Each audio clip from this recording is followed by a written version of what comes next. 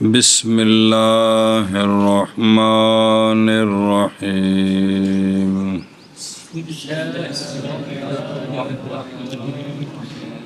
اعوذ باللہ من الشیطان الرجیم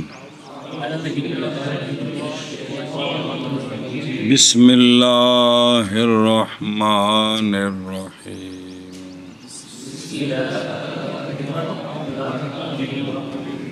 رب یسر ولا تعسر وتمم علینا بالخیر وبک نستعین یا فتاح سبحان اللہ وبحمدہ سبحان اللہ العظیم سبحان اللہ وبحمدہ سبحان اللہ العظیم الصلاة والسلام علیک یا سیدی یا رسول اللہ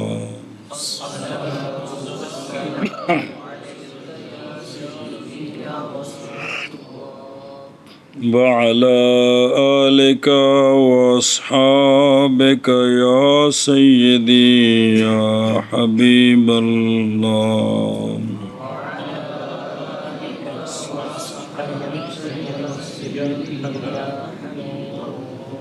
صلى الله على نبينا الكريم وعلى آله وأصحابه وبارك وسلم.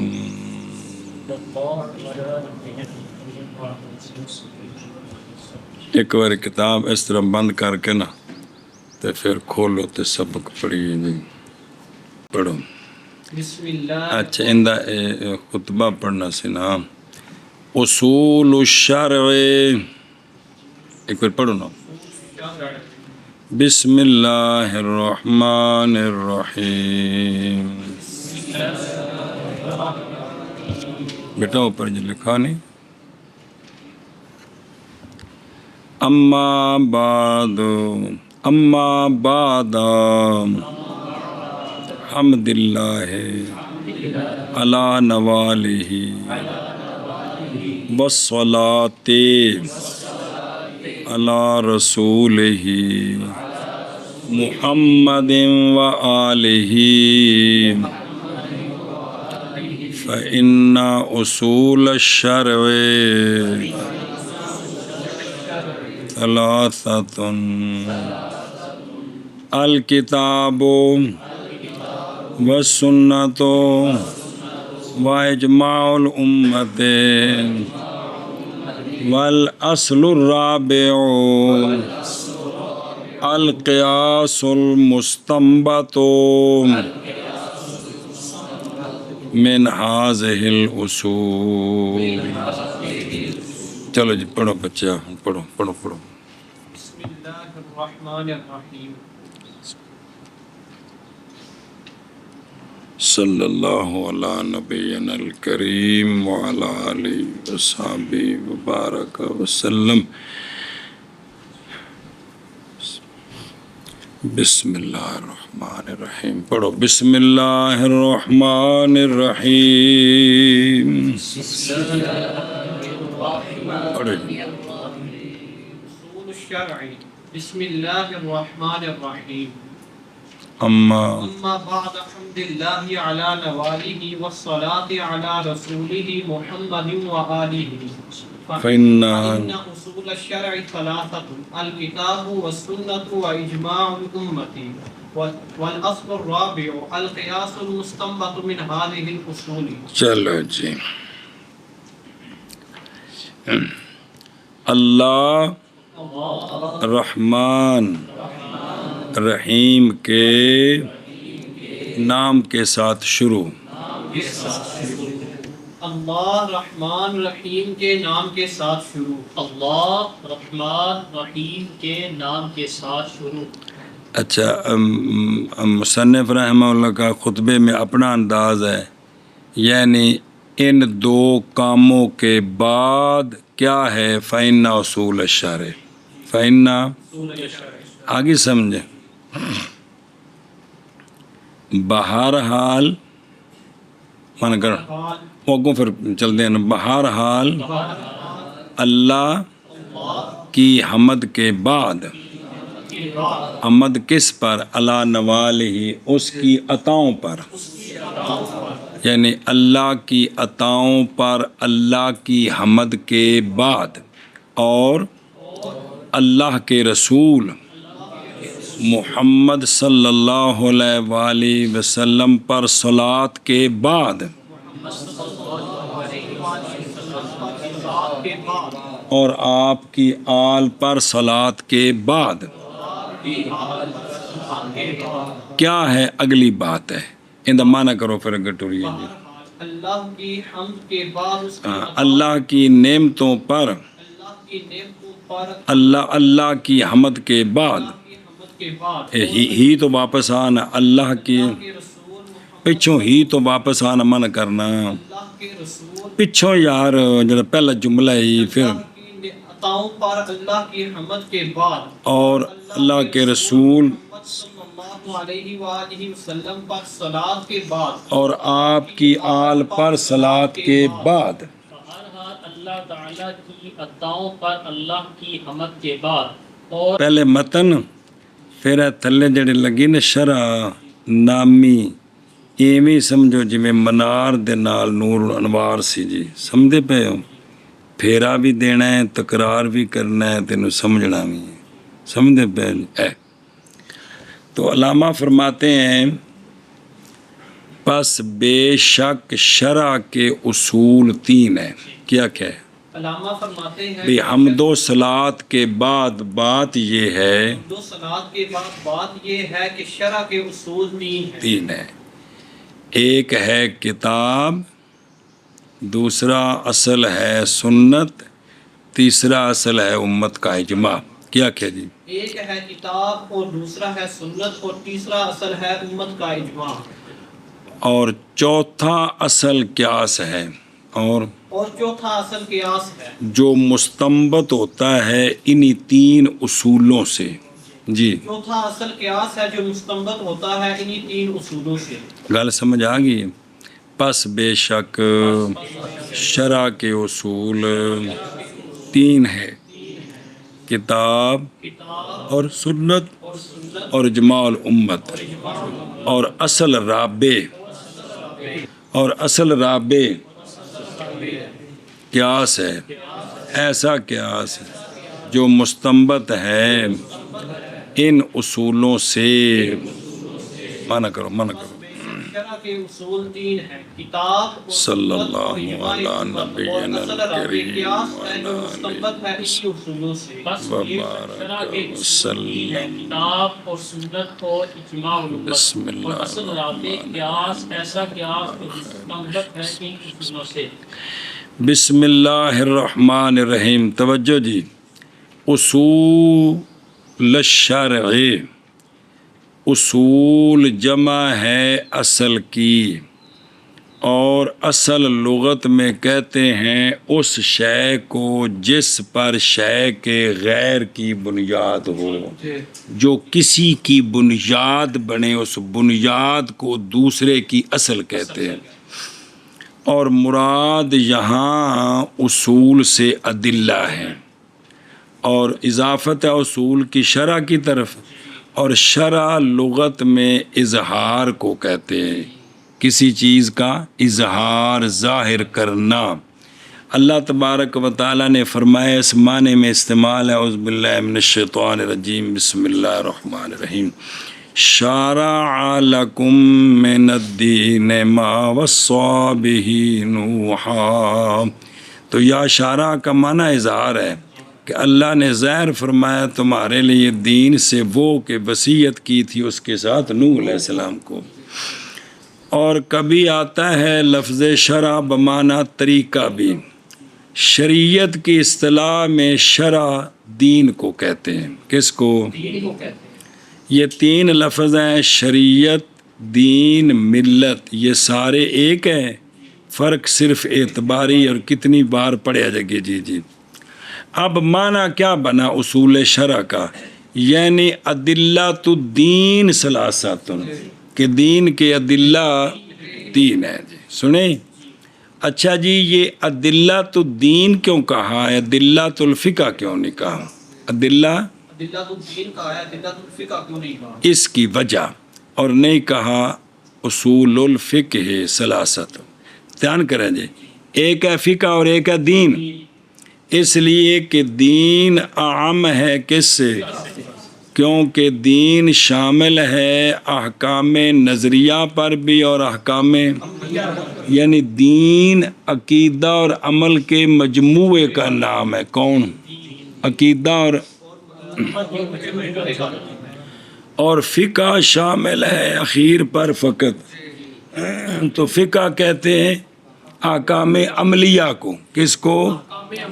اس لیے جو فقہ کی کتابیں ہیں ان کے اندر عقائد نہیں بیان ہوتے، پڑھ رہے ہو ان میں یعنی احکام جو عملیہ ہیں، جو عمل کرنا ہے نا، وہ بیان ہوتے ہیں. اس لیے کیا کہا؟ اصول شرع.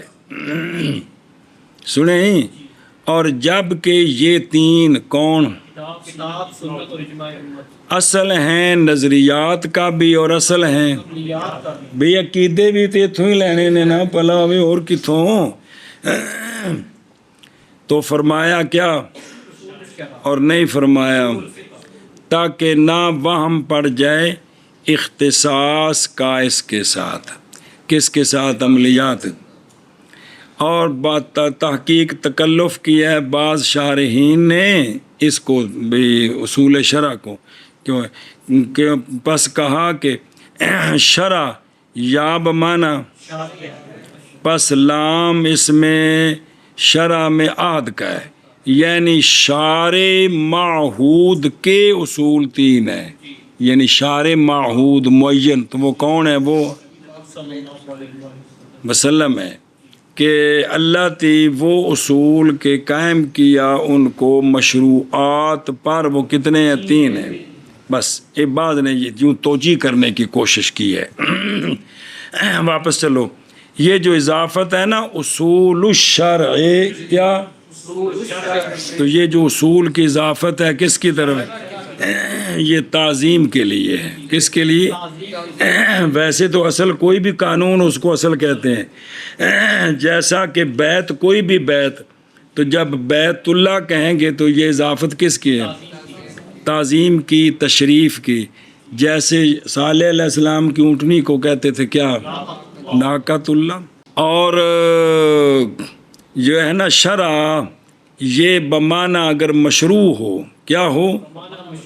تو لام ہوگا جنس کا، یعنی ادلہ احکام مشروعہ کے، یعنی مشروعہ کے تھلے میں لکھے ہے، یعنی جنس کا ہوگا، عہد کا نہیں ہوگا، کیونکہ یہاں معہود نہیں ہے اور استغراق کا بھی نہیں ہوگا.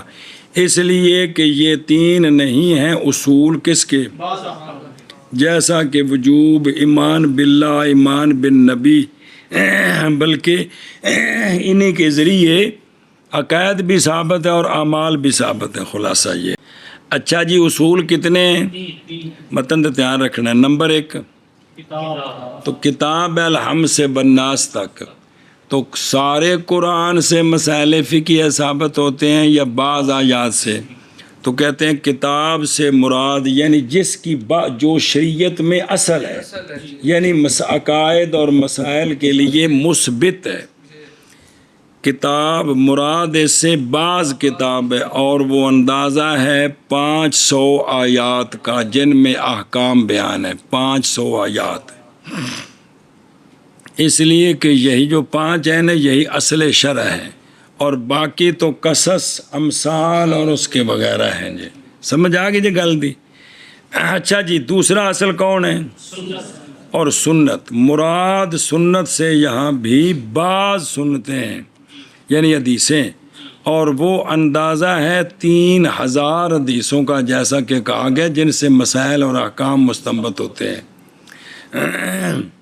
اچھا، تیسرا اصل ہے کون؟ اور نواں پڑھے ہوئے حسد مطابق. یعنی آپ صلی اللہ علیہ وآلہ وسلم کی امت کے مجتہدین کا اجماع جی سنیں ہی ایشا بس او تھلے لکھی مجتہدین وذالک، اور یہ اس لیے کہ مجتہدین ہی مراد ہوتے ہیں. جب مطلق امت بولی جائے نا بھی امت کا اجماع تو مراد کون ہوتے ہیں؟ اے مطلب ہے جی. اس لیے یہ جو سرکار کی امت کے مجتہدین کا اجماع ہے یہ دلیل ہے شرعی، اس لیے کہ یہ شرافت مخصوص ہے آپ صلی اللہ علیہ وسلم کی امت کے ساتھ. پڑھے ایسی ہوتے ہیں اجماع دی باس کیڑی کتاب ہے ایشا بس تازہ تازہ پڑھے جی ہوں جی. اور لفظ امت میں اشارہ ہے اس بات کی طرف کہ نہیں خصوصیت صحابہ پاک کے اجماع کے لیے، اہل مدینہ کے اجماع کے لیے، اطرت النبی صلی اللہ علیہ وسلم کے اجماع کے لیے. بعض نے کہا ہے نا کہ اجماع خاص یاد آیا، تو اس میں اشارہ ہے امت سے کہ یہ خاص نہیں ہے بلکہ سنیں ہی جیسا کہ وہ مذہب صحیح ہے، جیسا کہ پھر اس کتاب میں انشاءاللہ باب الاجماع میں آئے گا جی. یار انہوں نے اس کی بات کرنی ہے جی. اور جب کہ اچھا اب سوال ہے کہ قیاس کو ساتھ کیوں نہیں جوڑا، یوں کیوں نہیں کہا کہ اصول الشرع اربعۃ الکتاب والسنۃ واجماع الامت ول ان وکھریاں کیوں کیتا ہے والاصل الرابع؟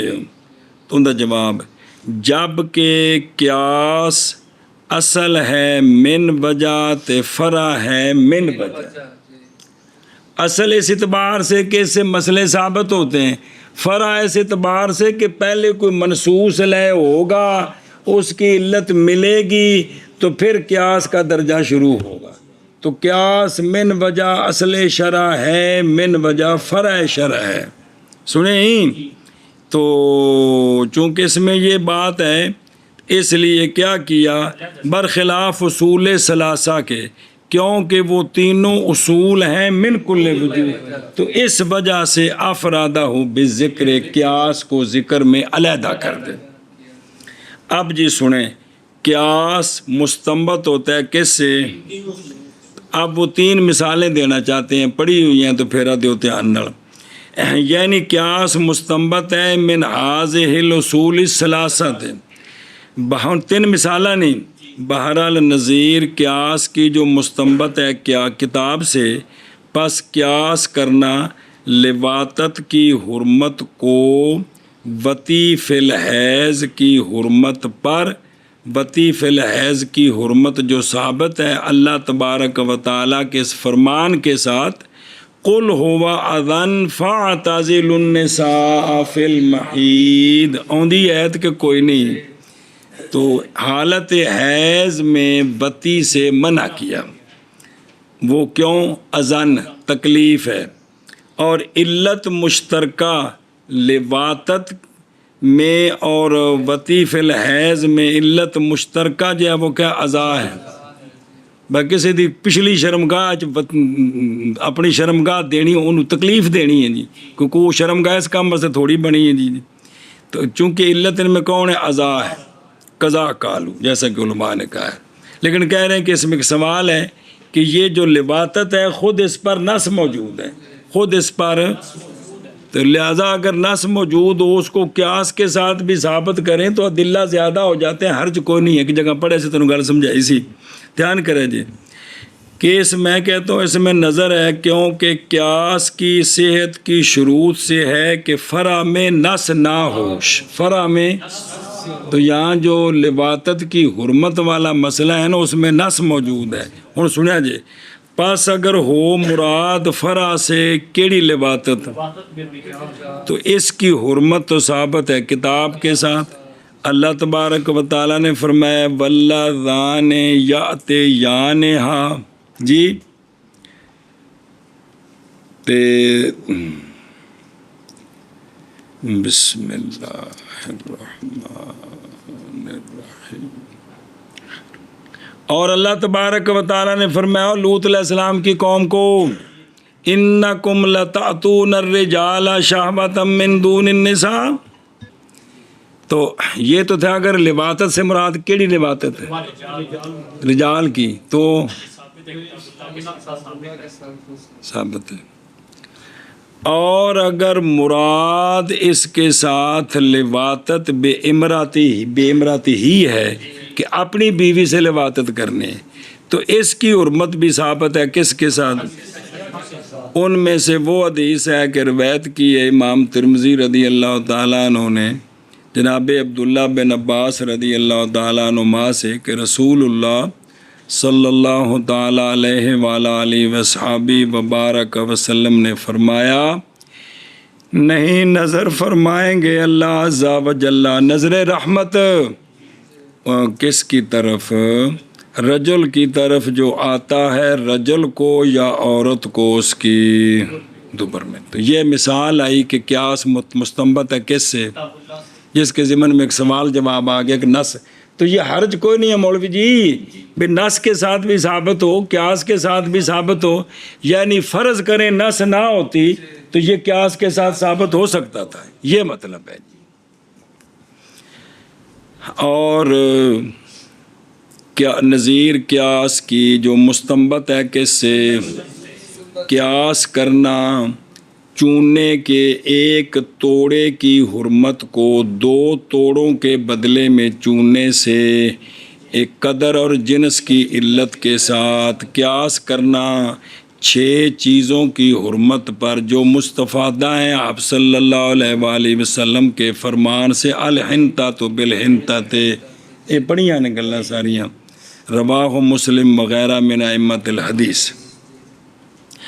اور نظیر قیاس کی جو مستنبط ہے اجماع سے دھیان کرا جب مطلب پھنسے پہ ہو وہ قیاس کرنا مزنیہ کی ماں کی وتی کی حرمت کو.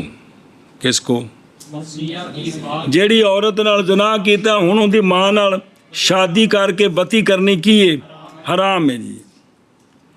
علت کی ہے جزئیت اور وہ جڑی پیچھے ایک باری پڑھی سی وضاحت نال بھی اصل وچ ہوندا ہے کہ بھئی اے جسلے قربت کری دی تے بچہ دوواں دی جز بندا ہے، ماں دی بھی تے کہ نہیں بندا.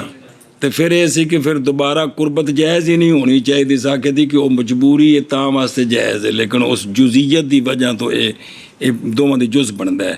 تے علت کیا ہے؟ جزئیت اور بعضیت ہے.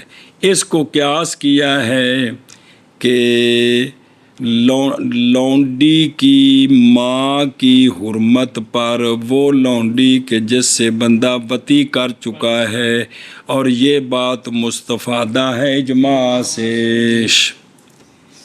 اور دوجا تکو قرآن نال ثابت ہے بھی جیڑی عورت نال بیاہ کرو نا سس حرام ہو گئی، لیکن اجماع صحابہ پاک دے زمانے تو بے جیڑی لونڈی نال وتی کر لئیے نا ان دی ماں نو لونڈی تا رکھ سکتے ہیں لیکن وتی حرام. اس تے اجماع ہے. اس اجماع دے جڑا ہے نا جی بھی وجہ کی ہے کہ غیر منقوہ اور لونڈی منقوہ تا نہیں نا بھی وہ بھی غیر منقوہ تو ان دی ماں نال وتی حرام تے اجماع ہے. لہٰذا مزنیہ نال بھی تے کی کیتی وتی کیتی ہے نا تے اے ان دے وچ جڑا نا جی او بعضیت دی علت دی وجہ تو مزنیہ دی ماں نال وتی حرام ہے. اس اجماع جڑا جس مسئلے تے اجماع ہے نا ان دے وچ علت جزئیت تے بعضیت ان دی وجہ تو اے بھی حرام ہے جی. کو نہیں سمجھ آئے جی کہ لونڈی دی جس لونڈی نال وتی کر لی ان دی ماں دے نال وتی حرام ہے، اس تے اجماع ہے. سس نال وتی حرام ہے وہ تو قرآن نال ثابت ہو اگوں آندا پیا ہے، لیکن یہ جڑا ہے نا اے جڑا ہے کیڑا ماں نال اے اس تے اجماع ہے کہ حرام ہے. علت کی ہے جزئیت بعضی ہے. ایو علت مزنیہ دی ماں وچ بھی ہے، لہذا مزنیہ دی ماں نال پھر نکاح کرنا تے وتی کرنی یہ بھی حرام ہے. سمجھ گئے ہو؟ ایشا بس جی. کیونکہ حرمت مقیس علیہ میں مقیس علیہ کون؟ لونڈی دی ماں دی وتی حرام. حرمت مقیس علیہ میں ثابت ہے کس کے ساتھ؟ نس نہیں ہے اس میں ان دے وچ کیوں؟ محض نس تو وارد ہوئی ہے امہات النساء میں، اور وہ امہات نسائکم حرمت علیکم دے وچ نہ صرف ہونا وچ آئی ہے تے وہاں من غیر اشتراط البت، وہاں بتی شرط نہیں ہے، صرف جیڑی عورت نال نکاح ہو گیا ان دی ماں حرام ہو گئی جی۔ اچھا جی، وفی قولہ الاصل الرابع القیاس، یہ جو علیحدہ کر کے ذکر کیا ہے ایک توجہ پیچھے آئی ہے، ایک وجہ ہو رہے کہ سٹ بھی مارنی سی بھی چوتھا اصل آ جے، یہ جو ہے نا یہ جو علیحدہ کر کے کیا ہے نا اس میں رد ہے قیاس کے بس۔ اچھا جی، ادلہ شریعہ چار نے وجہ ضبط کیا ہے؟ ادلہ وجہ ضبط سنو، وجہ اثر ہو، وجہ ضبط چار میں یہ ہے کہ دلیل شرعی یا وحی ہوگی، یا اگر وحی ہے تو پھر وہ وحی مطلوب ہے کہ اس کی نظم کے ساتھ اعجاز کا تعلق ہے اور اس کے ساتھ جواز صلاۃ کا تعلق ہے، یا ہر جائز تو ہونا ہی ہے، جی لفظ میں بول ادھر ہی جانے پہ جی جواز صلاۃ کا تعلق ہے اور اس کی نظم کے ساتھ اعجاز کا تعلق ہے اور وہ وحی مطلوب ہے، تو یہ وحی کتاب ہے، اور اگر وہ دلیل شرعی وحی ہے لیکن یہ چیزیں اس کے ساتھ متعلق نہیں ہیں تو یہ وحی ایشا بس ہے، یا اگر اس کا غیر ہے اور ثانی کہ وہ جو دلیل شرعی ہے وہ وحی کا، تو پھر اگر وہ قول ہے کل امت کا کسی زمانے سے، امت سے مراد ایک زمانے کے سارے مجتہدین کا قول ہے، تو یہ اگر سارے مجتہدین کا نہیں بعض کا قول ہے تو یہ ایشا بس ہے۔ اچھا جی، ایک مسئلہ اور بھی پڑھا سی، اور بہرحال شرائع ان کے جو ہم سے پہلے گزرے ہیں وہ بھی تو دلیل شرعی ہیں، تو وہ ملحق ہیں، اگر قرآن میں ہے تو کتاب کے ساتھ ملحق ہے، نہیں تو سنت کے ساتھ، اور جو لوگوں کا تعامل ہوتا ہے اس وہ بھی دلیل بن جاتا ہے، بھی لوگ عام جو کام کرنے لگ جائیں جی میں اب جتیاں سوانیاں دے سارے کام کرنے، مثال آئی سی پرسوں دی گل ہے، اور تعامل الناس ملحق ہے کس کے ساتھ؟ اچھا، صحابی کا جو قول ہوتا ہے اس کی دو صورتیں ہیں، اور صحابی کا قول اگر ہے اس میں جو کالو ہے تو پھر یہ ملحق بل، اور اگر وہ مدرک بل عقل نہیں ہے وہ ملحق بل سنت ہے جی۔ سنیں ہی پھر بے شک تو تحقیق پہچان چکا ہے سابق جی ہوں کہ اس علم کا موضوع کون ہے؟ ادلہ اربع تے احکام جمیعاً، یہ دو میں موضوع نے اس علم دا، ادلہ اربع بھی تے سنیں، ادلہ اربع من حیث الاثبات یعنی مثبت، اور احکام اس حیثیت سے کہ وہ مثبت ہے، سنیں ہی تو پس مصنف رحمہ اللہ نے ذکر کیا ادلہ کے احوال کو کتاب کے صدر میں، یعنی پہلے چار دلیلاں دی بات سنی ہے اور احکام کے احوال کو بیان کیا کتاب کے آخر میں بعد فارغ ہونے کے قصے، بس اس لیے بیان کیا ادلہ کو اولن، پھر ارادہ کیا یہ کہ بیان کریں ہر ایک کے احوال کو ان میں سے مفصلاً، تو پس شروع ہوئے اولاً کس میں؟ تو فقال اما الکتاب، کوئی سمجھ؟ چلو